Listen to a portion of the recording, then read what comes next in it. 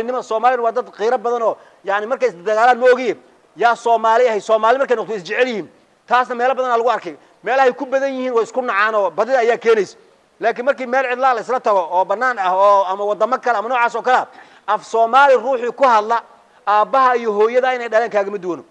بري هرو سلام الشيء يمدي بركي لقاها هيك ساشن يصدق ساشن أفر ساشن أفر تنمر السودان يعني جامعة مكان هذا كاسعد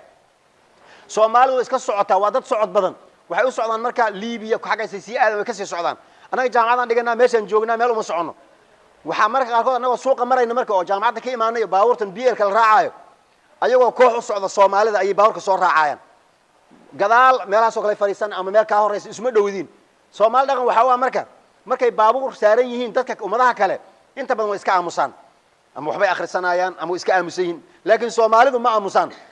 way hadlaayaan way sheekaynayaan ودن كلا جوجتا iyo luqada aad ku hadlaysa lama yaqaan iyo waxaas ma qoraan afkiisa Soomaaliga caadiga ayuu iskaga sheekaysanaya markaan maqalno kuwa gadaal fadhiyo oo Soomaali oo af Soomaali ku sheekaysanaya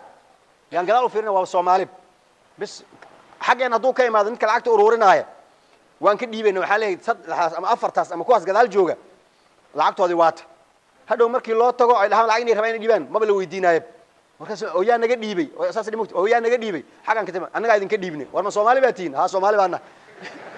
قبيل كات هايو حاجات كيماتيو محاد أهيديو عد إسرائيل سمجرت مركزو إسلام ما هيستا أو صومالي نمداس ولا نمدا هيري كرايا محا قل يرو عريري أو ريه باللي يراهدو